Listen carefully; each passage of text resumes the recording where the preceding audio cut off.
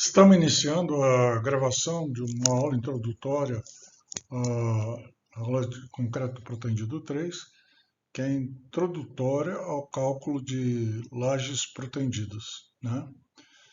Para fazer essa aula, então, eu, Roberto Justi Carvalho, vou dar essa primeira parte teórica bem simplificada, e o engenheiro Johnny Fontana, né, que é formado pela Escola de Engenharia de São Carlos, especialista em estrutura, que já trabalhou 3 anos em escritório de projetos e atualmente está já há 3 anos trabalhando na TQS, né, fazendo desenvolvimento e dando suporte do TQS. Né.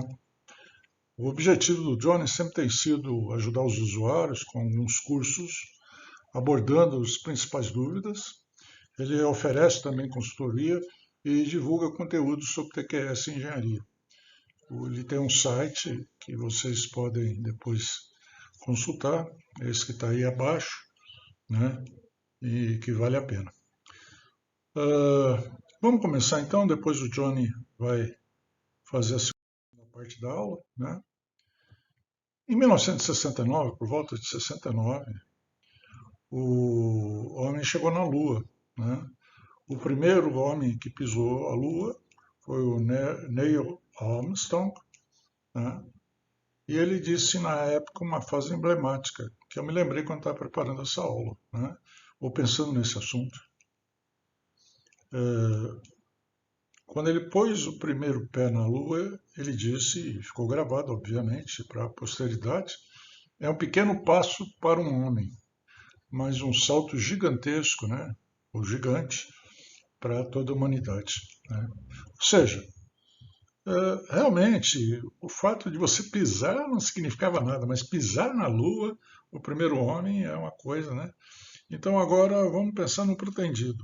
Você saber calcular laje protendida é um pequeno passo, é um pequeno passo de toda a caminhada que você tem na teoria de concreto protendido, até porque você tem que saber concreto armado. Então não é um passo assim, se você compara em termos de níveis de conhecimento, não seria um passo assim tão extremo, né? Mas é um salto violentíssimo no conhecimento que vocês vão ter. Porque vocês vão ver que é uma forma diferente de pensar com estrutura, né? Diferente de projetar, tem várias maneiras de projetar, né? E você vai se tornar realmente aquela pessoa que projeta o pavimento. Bom, vou fazer uma recordação, nós já vimos isso na primeira semana de aula, em que lá no final do capítulo 1, nós mostrávamos quais são as anotações necessárias numa planta para que você fique tranquilo de que você atendeu todas as condições de norma quanto à durabilidade, quanto ao desempenho da estrutura ao longo da vida útil dela, tá certo? O que a norma prevê, nós colocamos aí, tá? Nós vamos fazer um exercício já, a teoria está lá para trás, está no final do capítulo 1, depois vocês pegam o livro e olhem lá no final do capítulo 1. Então nós procuramos montar um exercício só para efeito de raciocínio, em que a gente teria as classes conhecidas, as classes de agressividade, a gente teria que dizer o seguinte: bom, se eu tenho no meu caso, uma casa residencial, um condomínio de uma cidade, lembrando que nesses condomínios é comum que a gente não tenha uma circulação grande de carros. Também é comum não estar próximo de fábricas. E é comum também, nesse caso, a gente imaginou que seja no interior de um estado, portanto não tem máquina. Bom, dito tudo isso, nós estamos diante de uma situação de classe 1, provavelmente, mas vamos para frente. No segundo caso, uma casa feita num condomínio, agora junto ao mar, né? Então, as características do anterior se mantêm, só que nós não temos mar marinho, né? Não tem o ar marinho, não tem cloreto de sódio. Terceira situação é um prédio, um edifício garagem, 2, 3 andares que seja, numa cidade de médio porte, 40 mil habitantes já para cima, já tem bastante gás carbônico, já tem bastante movimentação nesse prédio. Vai entrar carro, sai carro. Se for um shopping também, de uma cidade que não esteja perto do mar, nós vamos ter uma certa condição de classe de agressividade que podemos usar para esse caso com pé de garagem, que é a presença do gás carbônico. E, finalmente, a última condição é quando você tem uma piscina de água aquecida, né? Por quê? Porque em alguns lugares, por exemplo, aí no estado do Rio, em Friburgo, você tem temperaturas baixas. Se você montar uma piscina pequena para fazer hidromassagem, fazer ginástica, etc., o ideal é cobri-la para poder usar durante o ano todo e fazer com que a água fique quente. E para fazer isso também é preciso usar cloro, né, para desinfetar essa água, manter essa água sem ser trocada diariamente, por exemplo, né? Então essa água vai evaporar, né, com cloro e a superfície da cobertura, né, a superfície inferior da cobertura, vai receber esse cloro. Bom, então eu coloquei para a primeira situação classe de agressividade 1, porque eu suponho que não exista gás carbônico, suponho que não tem o mar, né? Suponho então que não tem indústrias, posso dizer que é classe 1. Mas se você ficar na dúvida, pode pôr classe 2. Na segunda situação, está perto do mar, aí a norma já está direto na tabela, classe 3. Na terceira condição, é o gás carbônico que pesa aí. Não tenho mar, não tenho indústria em princípio, mas eu tenho, sim, o gás carbônico dos carros, né, entrando e saindo da edificação. Então, classe 2. E, finalmente, na última, por causa do cloro que vai subir junto com o vapor da água e vai se depositar lá, junto às superfícies da sua estrutura de cobertura, e pode penetrar depois no concreto e fazer com que haja a possibilidade de corrosão. Aí a classe 4, nós vamos ter que ser mais cuidadosos. E só relembrando agora, o que cuidado nós devemos ter? Bom, se for classe de agressividade 1, eu só vou fazer do item 1. O restante vocês já fizeram em casa. Nós demos na primeira aula essa solução e o restante nós fizemos que vocês fizessem em casa, né?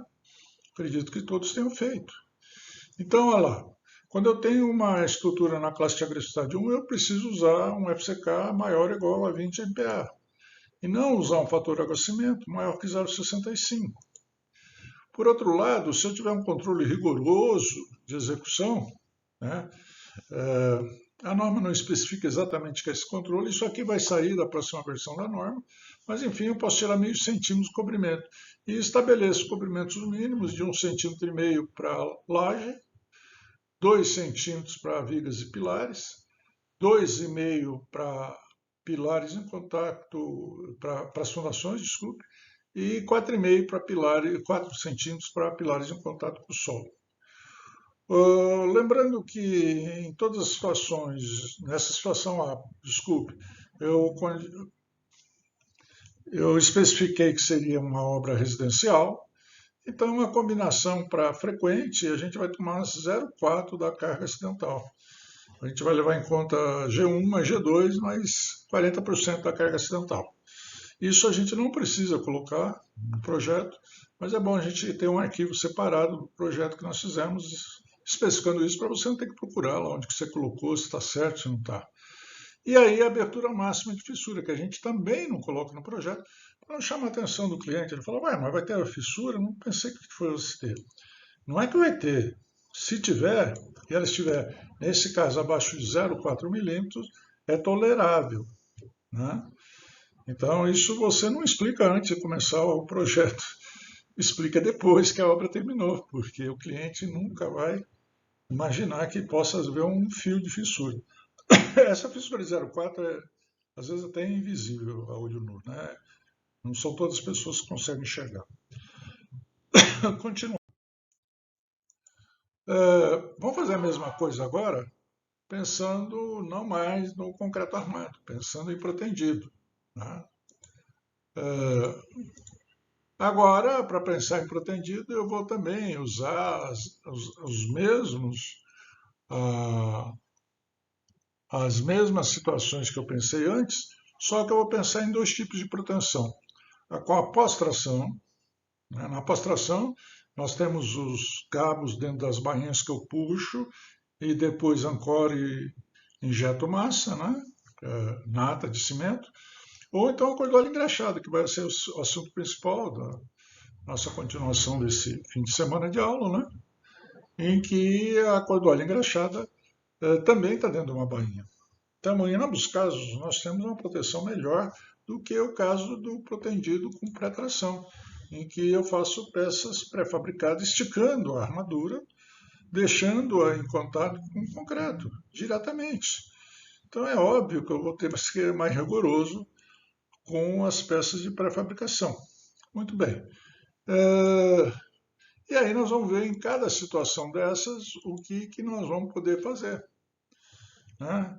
Nós já definimos que lá na situação A era classe 1, situação B era classe 3, depois 2 e 4. E aí eu preciso ver, quando eu for usar protendido, o que eu preciso fazer, né? No caso do concreto armado, tinha aquelas manifestações, no protendido também nós vamos ter essas manifestações. Vamos ver então?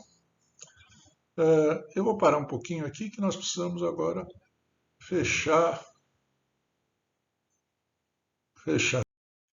Então, assim como no concreto armado, havia essa tabela que nós já comentamos, porque tinham visto já na primeira aula, né? No concreto protendido, nós temos também, né? Por exemplo, a classe de agressividade, um fator aguacimento menor que 0,60, para a classe 2, 0,55. Então, essas condições têm que estar estabelecidas também na planta, né? E o FCK também. O FCK começa com 25, né? Para quem está projetando perto do mar, tem que ser 35. É comum em protendido a gente usar concretos mais resistentes.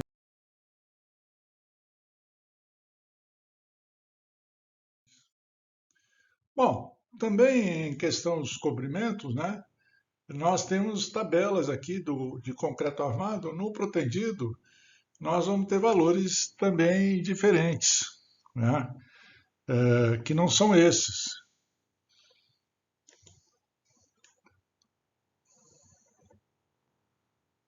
Vamos parar aqui. Bom, vamos lá. Estamos gravando agora, né? Então, olha, naqueles casos lá, residência em condomínio, no caso A, residência num condomínio próximo à praia, depois no C era um prédio feito numa cidade do interior, e 4 era piscina com água aquecida. Então, ó, se eu for usar nós vamos usar a prostração cordoalha engraxada ou cordoalha normal, eu posso usar na classe de agressividade 1, né? Eu posso usar simplesmente para a realização dessa casa, eu posso usar a proteção parcial. O que eu preciso na proteção parcial? Apenas e tão somente garantir, está escrito aqui, ó, garantir na combinação frequente a abertura de fissura. Então, isso que é importante, né? É claro que você gasta menos proteção. Quanto mais você caminha para cá para baixo, você vai gastando mais ácido, mas são as condições que lhe obrigam a fazer isso, né? Depois vamos ver o que acontece no item para se eu fosse usar agora para a residência próximo ao mar. O pessoal que projeta aí próximo ao mar, o cara pediu para fazer uma varanda lá com 12 metros de vão, com um quarto em cima, você vai usar cordoalha engraxada. Você tem que usar o quê? Proteção limitada. O que é a proteção limitada? A proteção limitada você tem que fazer com que a tensão no estado no estado de combinação quase permanente não tenha tração, ou seja, quando você tiver G1, G2, uma parcela pequena, só os móveis, por exemplo, da casa, você não tenha nem tração. E quando você tiver na situação em que você tem a combinação frequente, que é as pessoas usando a casa normalmente, os convidados, as pessoas que vivem na casa, você deve ter, então, aí a tensão limitada, daí vem o nome de proteção limitada, limitada a 1,2 de FCT. É uma tensão de tração, tá certo? No caso do classe C, né, que é também a- o caso do edifício comercial, vou fazer ele pré-moldado, com cordoalho engraxado, ou mesmo moldar um local com cordoalho engraxado, você tem que usar proteção, você pode usar proteção parcial. Não precisa usar proteção completa, porque trata-se de proteção com pós-tração, né? E finalmente, também no último, nós vamos usar a proteção limitada, tá certo? Só tem que limitar as tensões, então, à descompressão, na combinação quase permanente, e na combinação frequente não pode passar de 1,2 de FCT. Existe um item aqui, que está bem aqui no final, que em lajes lisas, isso foi aprovado em 2014, vai ser ampliado agora. Eu pedi até para ampliar isso daí. Foi um pedido meu que todos aceitaram. Que na cordoalha engraxada, especificamente, não a proteção com aderência posterior, em que você injeta a nata, mas com a cordoalha engraxada havia já na norma 2014, excluindo a possibilidade de não precisava ser feita a verificação no tempo da tensão de tração, ou seja, você garantindo que lá na combinação frequente não vai haver tração, não precisa fazer a verificação quase permanente, que era a combinação mais crítica, né? Isso é um conceito americano, os americanos gostam de trabalhar com tensão média, de compressão na laje, em todas as peças comprimidas, e acho que aquilo não vai causar problema nenhum. Os europeus e os brasileiros que copiam os europeus já pensam um pouco diferente, mas nessa norma sobressaiu essa ideia. Vamos agora fazer em pré-fabricado, vamos ver se muda. Se vamos fazer pré-fabricado aquela casa, um conjunto de casas, vamos imaginar que sejam muitas casas, né, para justificar a pré-fabricação em fábrica. Lembre-se que aí em fábrica nós temos armadura sem bainha, sem nenhuma proteção. Então ela deve ser uma condição mais desfavorável que no concreto armado. E realmente nós temos que usar a proteção parcial. A proteção parcial, você só tem que verificar a abertura de fissura. E a abertura de fissura, vocês vão ver que a abertura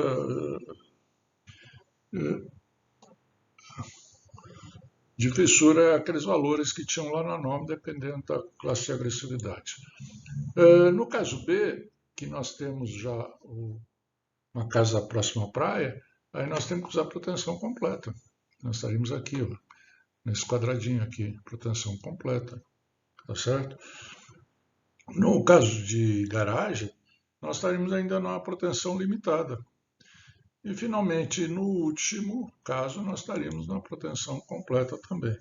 Então, nos casos críticos, nós fomos para a proteção completa, ou seja, a proteção completa só existe hoje para armadura aderente de penetração. E quando você está na classe agressade 1, você pode fazer como se fosse um concreto armado, né?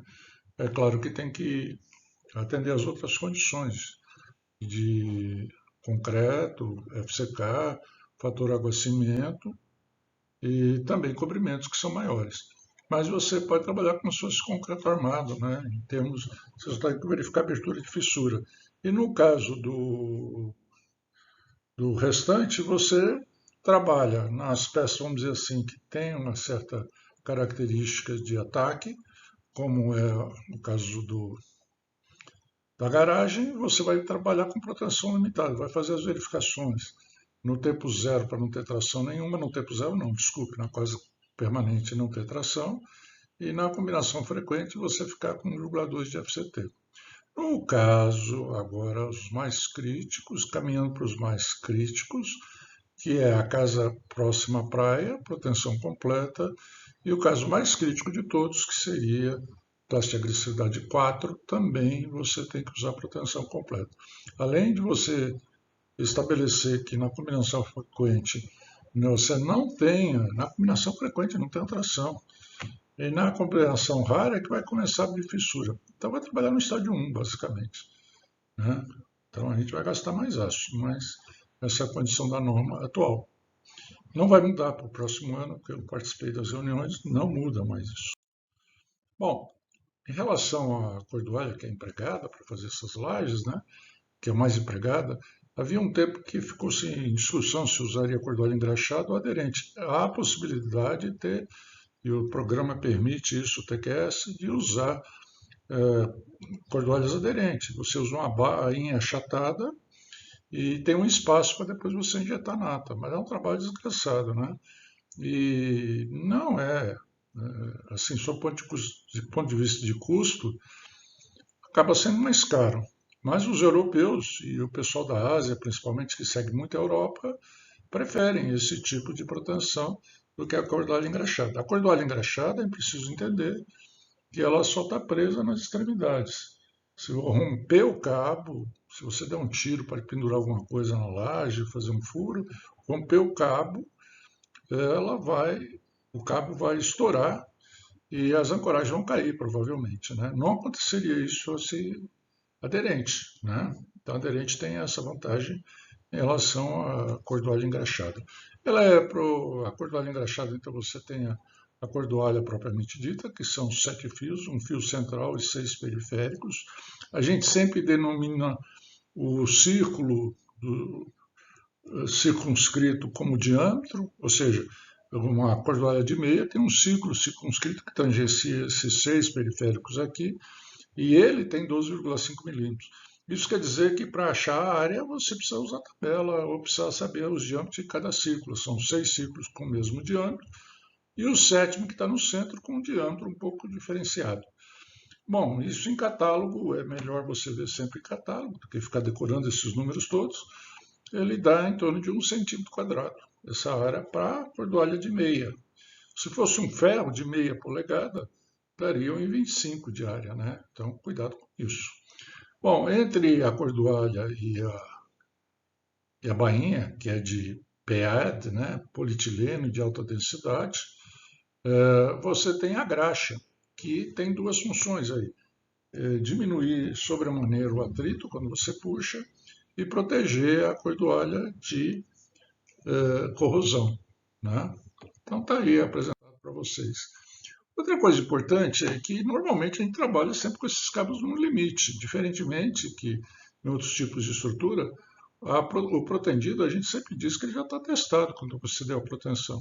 Então, atualmente, os números da norma, para você dar a máxima atenção, depende do tipo de aço e depende também do tipo de proteção que está fazendo, pré, pós, tração e cordoalha engraxada. Houve uma discussão muito grande na norma a respeito disso, nessa norma que está sendo revisada. Não se conseguiu chegar no porquê de cada coisa dessa, né? Nem sempre estão presentes as pessoas que participaram de outra norma, que entendem muito do assunto, né? Mas, enfim, isso aí vai sair numa próxima edição só com os números, o que é mais favorável para o fabricante brasileiro, cuidado com isso. Para o fabricante estrangeiro, se você for importar aço, como é comum no Brasil, que veio lá por Santa Catarina, né?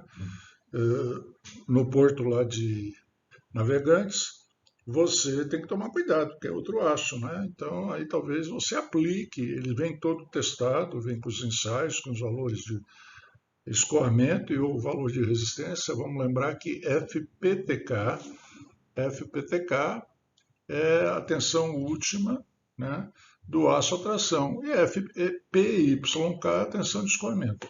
Então tá aí os números, não adianta querer decorar, é mais fácil você usar. Nos programas sempre aparece, você vai marcar, lembrando que tem que tomar cuidado com o que você está fazendo. Bom, cordoalha engraxada, já sei, tem esses dois aqui, relaxação baixa e relaxação normal. Geralmente, hoje eles só usam relaxação baixa, né? Então, não tem muito erro aqui. Vamos adiante. Aqui uma foto da postração em aderência sendo montada, os cabos aí com a respectiva bainha em azul, né? Vocês percebem que eles são montados em feixe, então isso é comum, você amarra inclusive os feixes para eles ficarem juntos, né? Em 3 geralmente é o mais usado, é o que está aparecendo aí na figura, mas pode ser 4, pode ser 2, aí tem que olhar lá na norma as especificações.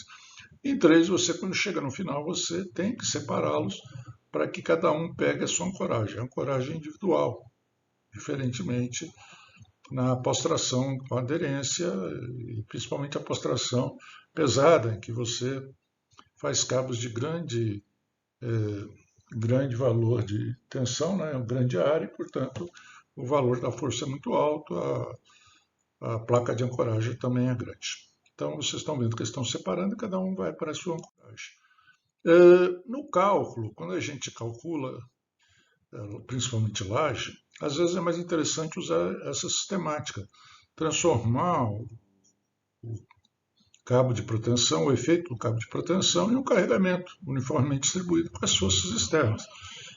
Normalmente não tem essas forças internas aqui inclinadas, você faz um ângulo zero aqui, faz duas curvas, faz um S aqui no começo. Mas isso nós vamos ver depois com detalhe, o Johnny vai detalhar bastante para vocês. Então você pode fazer essa substituição só seria realmente correta se o traçado fosse uma catenária, mas a diferença é muito pequena se usar o traçado, usar parábola. O programa TQS resolveu usar parábola como básico. Quando eu fazia projeto de ponte, eu usava curvas circulares, por uma questão de facilidade, né, de traçado. Enfim, para a pessoa que vai executar, não tem muito problema, ela vai fazer por cotas, quer dizer, é indiferente para ela, né?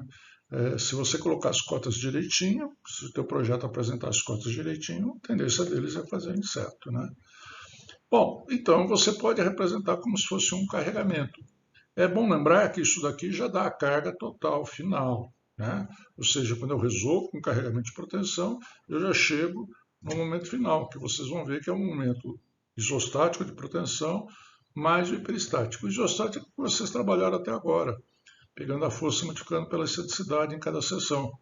O hiperestático vai depender da estrutura, né? A estrutura isostática ele é zero. Bom, aqui é para mostrar que com a proteção você consegue, até se fosse o caso, zerar o carregamento e dar até uma flecha para cima, que é interessante, né? Muito bem.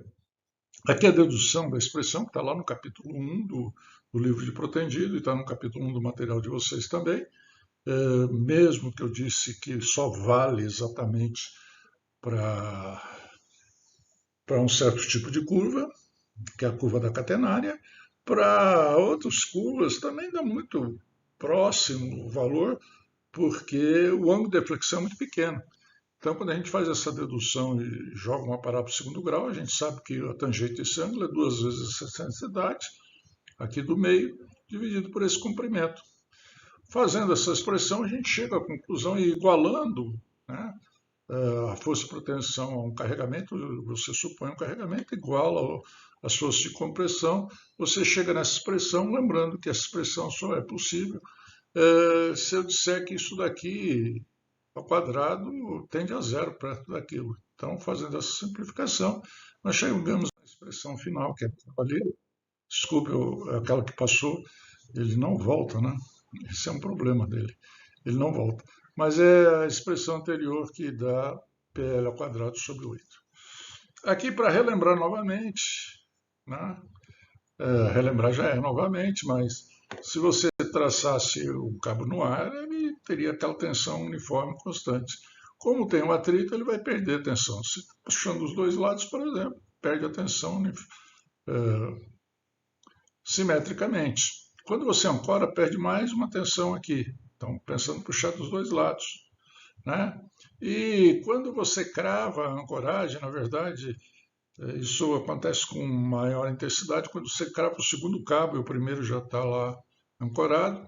Há uma deformação da peça, né? Um encurtamento em geral da peça, que faz com que o aço também curte. Aí há outra perda, que é a perda do encurtamento imediato. Todas essas perdas de tensão aqui são perdas imediatas. Por que a gente precisa saber delas?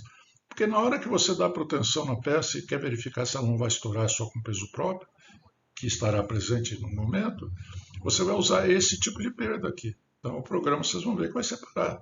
Perda no tempo zero, perda no tempo finito. E no tempo finito, depois, devido às perdas, retração, relaxação, retração é influência do concreto e relaxação da armadura, há uma perda que costuma ser maior, inclusive, né? Aqui também não importa os valores numéricos, aqui o que importa é o diagrama da coisa, o cabo aqui, imaginando ele simétrico com a ancoragem viva e viva.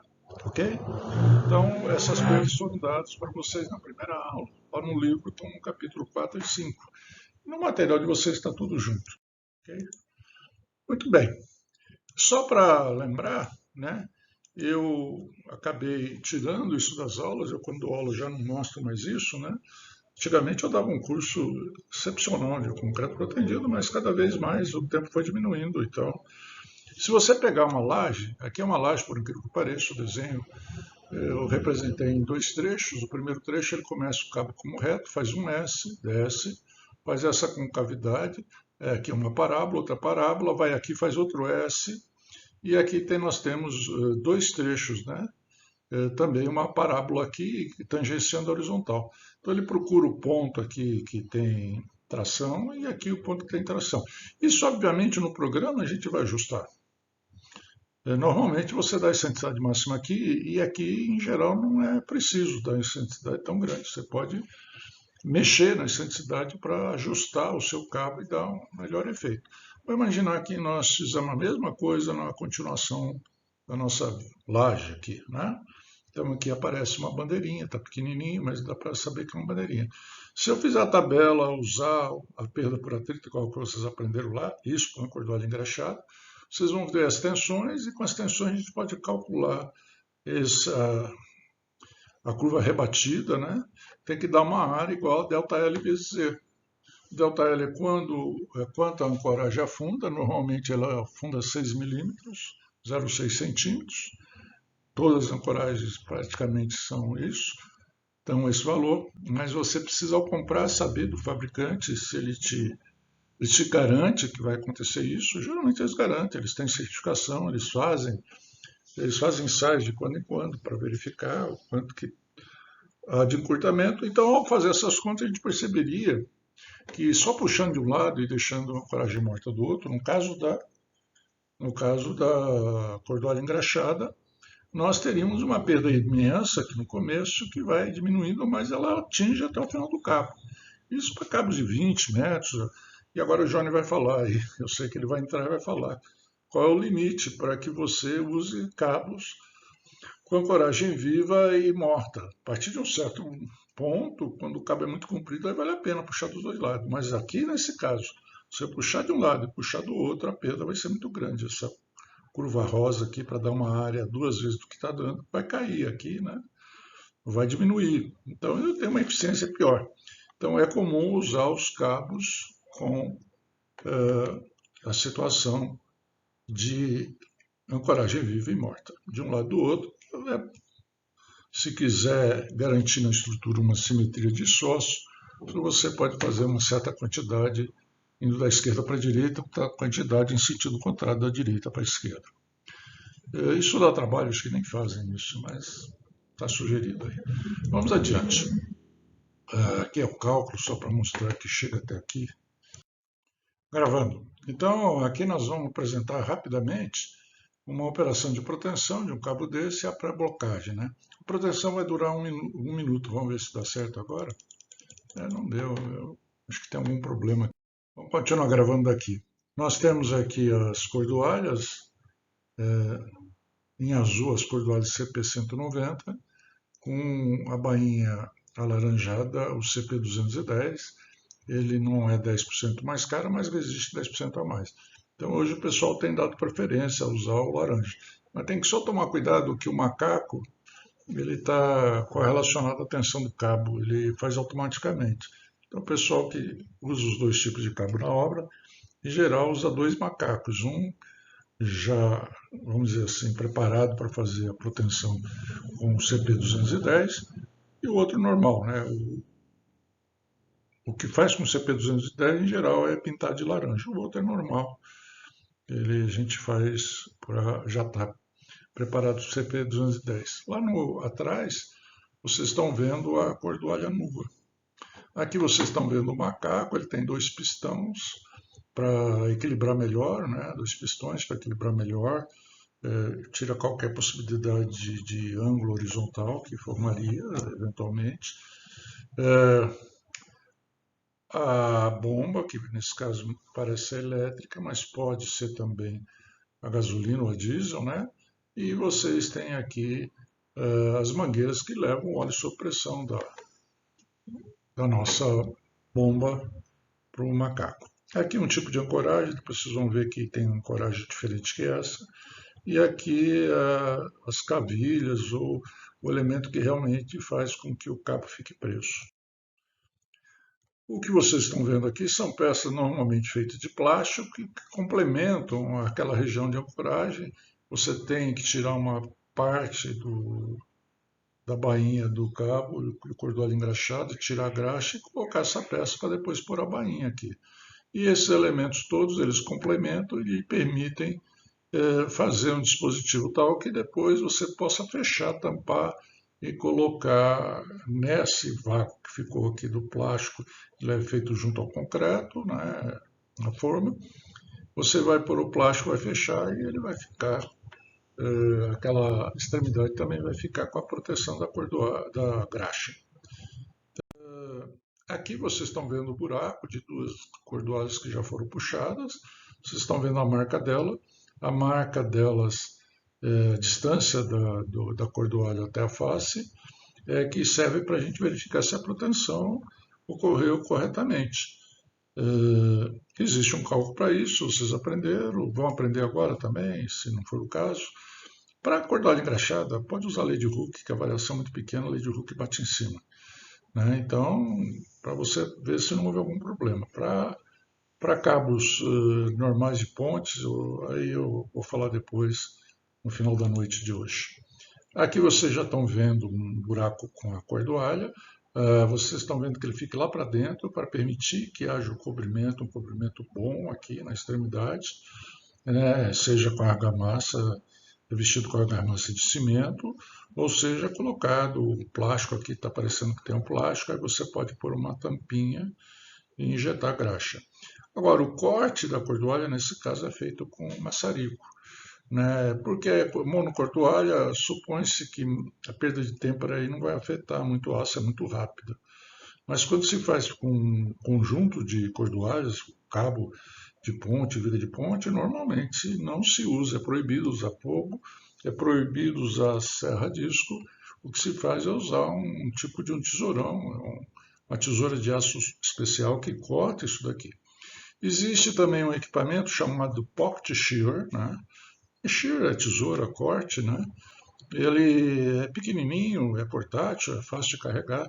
Você coloca ele no cabo aqui antes de ser cortado, ele se adapta, entra, fica, se adapta ao buraco, né? E, portanto, ele fica perpendicular aqui à extremidade da placa e ele corta, seja com eletricidade ou seja com corte com serra. Demora coisa de 30 a 40 segundos, é muito rápido também, né? E ele é recarregável, ele tem uma bateria, ele é recarregável, permite 20 a 30 cortes, e aí você carrega novamente, vai fazendo isso. Não é feito aqui no Brasil, é distribuído por uma empresa americana. Aqui estão as bainhas não, desculpe, as ancoragens, né, da monocordoalha. Geralmente elas são de ferro fundido, essa é uma restrição. Houve muita discussão de se podia usar esse tipo de peça, além dessa peça, usar a monocordoalha para pontes, né? Porque o problema da cordoalha é que a cordoalha engraxada é que ela só depende da ancoragem.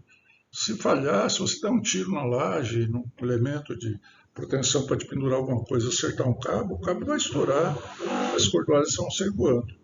E as cordoalhas também, se não forem bem feitas ali, as ancoragens, se não fossem bem feitas, forem bem feitas, elas estão sujeitas à corrosão rapidamente, né?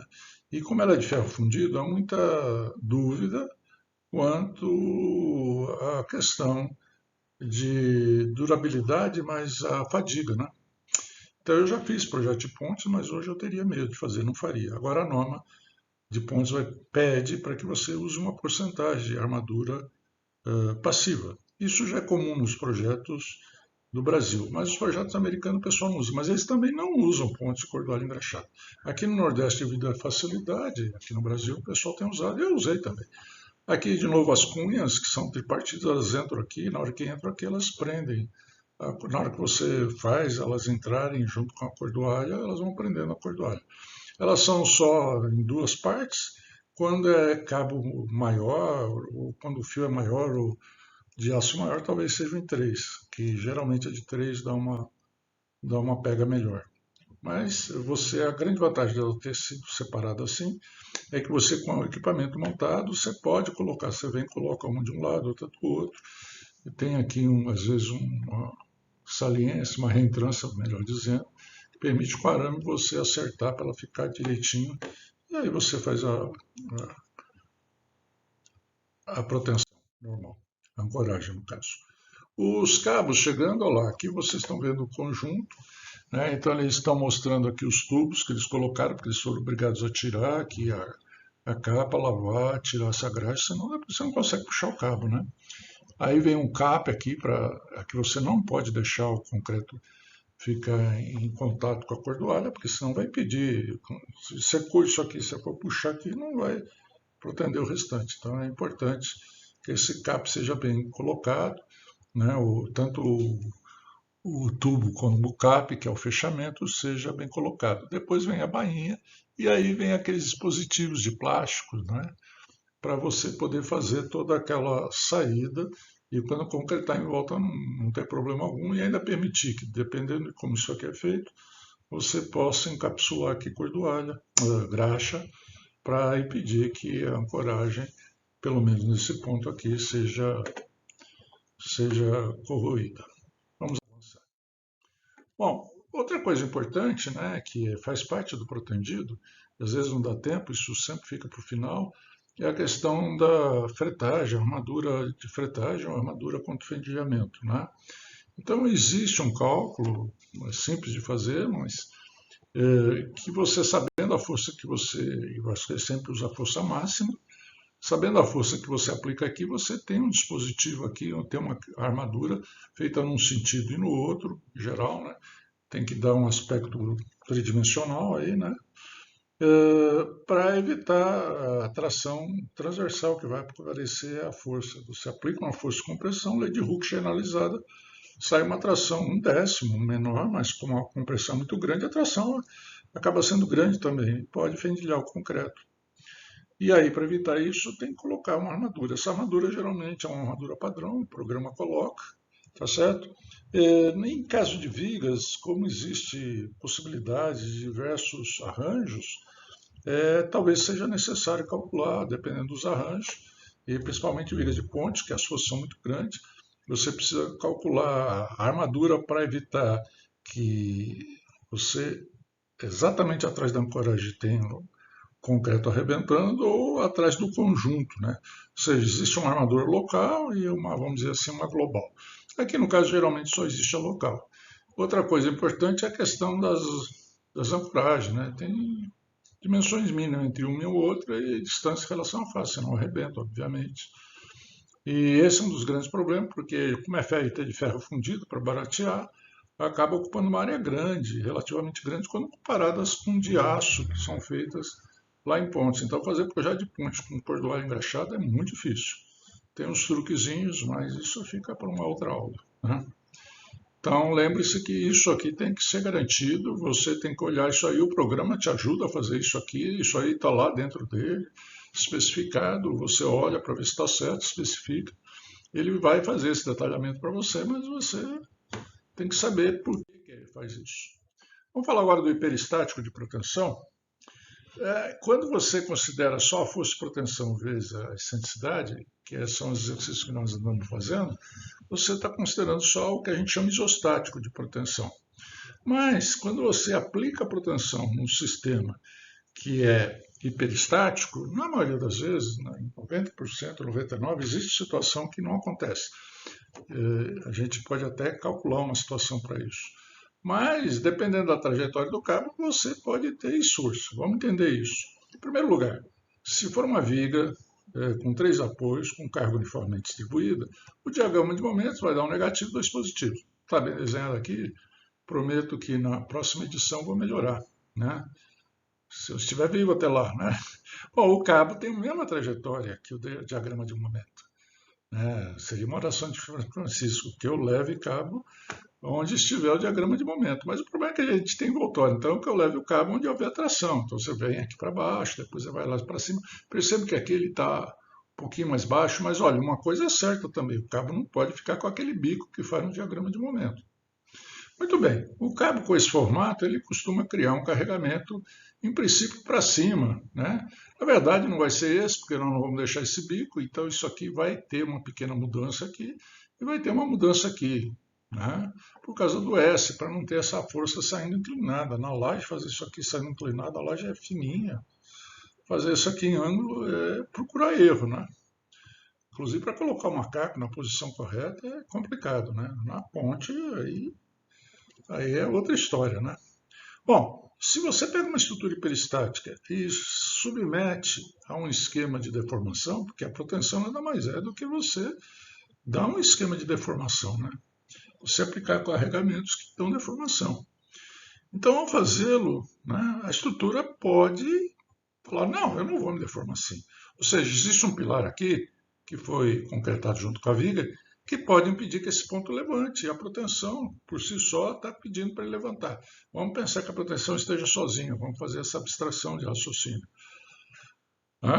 Então, se esse ponto tiver a tendência de levantar, o que vai acontecer? Olha lá, se eu não tivesse esse apoio, possivelmente, não sempre, esse cabo aqui daria uma tendência de a viga levantar. O que vai acontecer na prática? O pilar não vai deixar.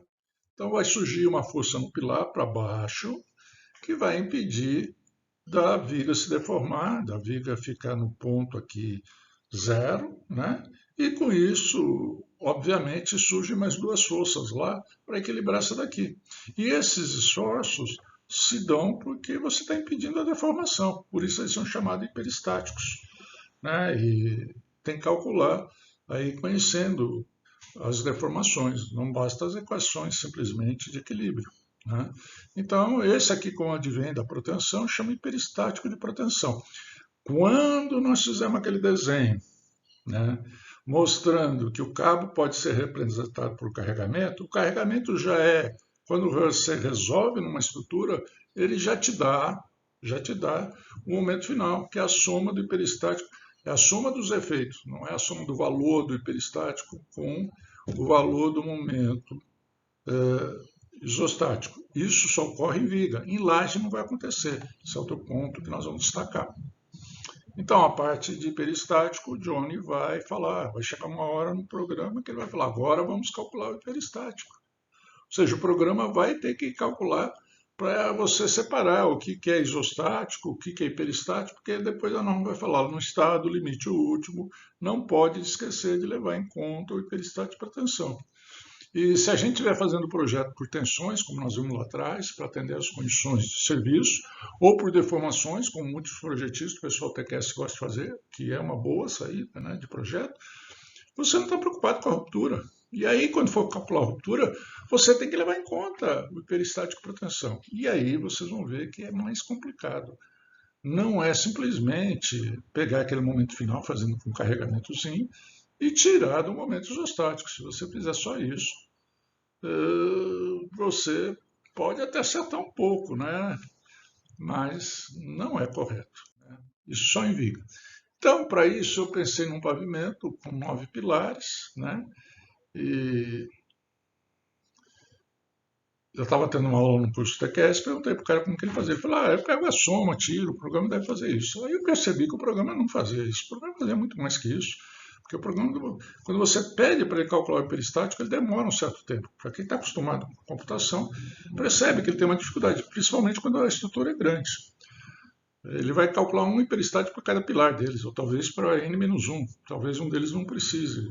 Tendo os outros todos, você consiga. O n-1 você chega no enésimo, né?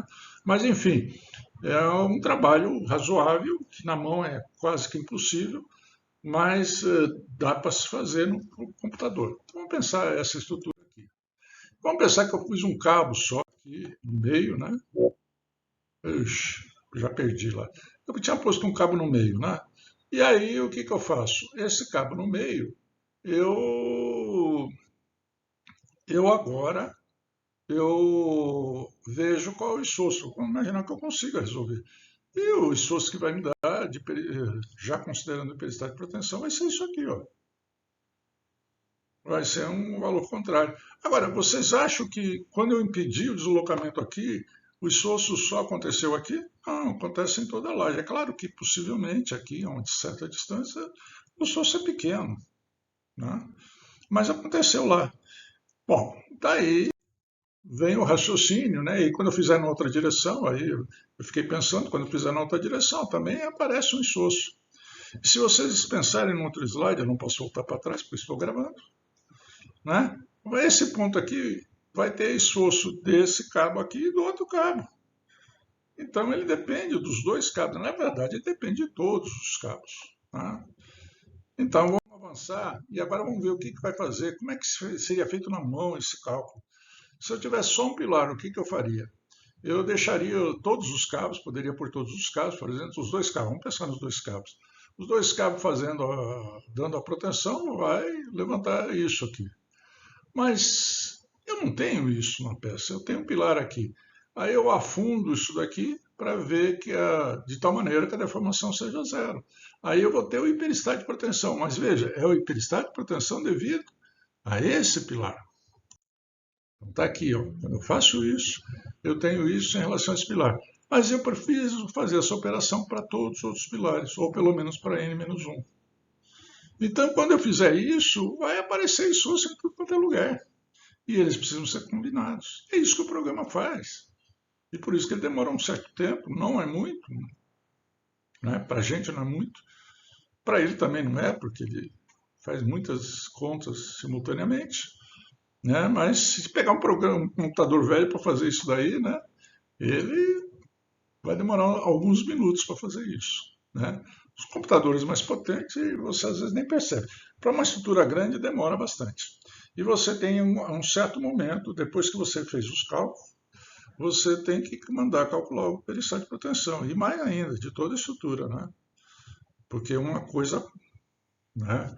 Porque quando a gente for resolvendo, vocês vão ver, nós vamos trabalhar em faixas, regiões, né? Não vamos trabalhar com a estrutura num todo de uma vez só. Vamos definindo, vamos ver a estrutura e vamos definindo os cabos trecho a trecho para depois rodar. Então, só no final é que eu vou saber se tudo deu certo. Eu vou verificando o que cada um está fazendo ali, porque é obviamente que esses cabos são mais importantes onde eles estão localizados, né? Mas eu tenho efeito dos outros que eu não posso, obviamente, por causa desse peristático eu não posso declinar, né? Então está aí, né? Dizendo que eu não posso simplesmente dizer que se o TQS me dá o valor do momento hiperestático lá num ponto, eu tirando o momento isostático, pegar todos os cabos lá e diminuir, eu vou ter, eu somando um com o outro, eu vou ter o momento final. Ou pior, pegar o momento final e tirar o momento isostático, eu vou ter peristático. Não é verdade isso. É preciso calcular, tá certo? Não é desse jeito que o TQS faz, ele faz certinho, faz com as equações, tudo direitinho, e as equações mostram que há interferência. Por se tratar de uma laje, as equações da linha elástica, da elástica de uma laje mostram que há interferência. Você mexeu num ponto, mexe em todos. Bom, então eu agradeço aí, né, esse primeiro contato. Como eu usei algumas fotos do pessoal da EVEX, eu vou deixar com vocês o e-mail do Leonardo EVEX. Podem depois, se for o caso, se vocês estiverem no Nordeste, né? Isso porque essa empresa EVEX aqui trabalha mais no Sul. Vocês entrem em contato com a Impacto. O pessoal, se você precisar fazer um projeto desse, tem que fazer só para uma casa, alguns trechos da casa com proteção, não vale a pena você comprar uma macaco, comprar cabo. Você vai ter condição de supervisionar tudo isso. Mas você pode entrar em contato com o pessoal faz até o cálculo de graça, mas você vai saber fazer. Inclusive, se for simples assim, formar viga só, você consegue fazer na mão até, né? Mas o programa, o TQS, facilita muito, meu Deus do céu, é muito rápido. Você tem condição de saber projetar e executar, isso que é importante. Mesmo que você não execute, que contrate a firma depois, né? A firma e a Cevex, eles vão vender o cabo para você, vão vender o pessoal, vai lá, vai montar, vai blocar os cabos, né? Mas, de qualquer maneira, você que é o projetista, se você não quiser fazer o projeto, você vai ser o executor, né? E você vai controlar tudo isso e até ter uma noção do que eles estão cobrando, né? porque eles costumam salgar no preço, por exemplo, do aspartame. Já que eles vão vender pouca quantidade para vocês, eles aumentam o valor do preço unitário. Então, cuidado com isso daí. Sempre possível negociar com a Bel. Eu já liguei para eles várias vezes, né? Porque aí eles nunca davam colher de chá para mim. Eu falava, pô, mas sou professor faz 40 anos disso. Ele falou, não, professor, a hora que o senhor quiser, o senhor liga, indica a pessoa para nós que nós vamos fazer o preço mais barato que o pessoal faz lá importando, lá, lá em Santa Catarina, né? Então, eles dizem que eles fornecem. Se você pegar o comercial da ArcelorMittal, eles fornecem, mas enfim, às vezes não é vantagem. Você põe tudo num pacote e paga de uma vez só. Então tá aí, agradeço a vocês, vamos terminando. Se você gostou, dá um like no nosso canal.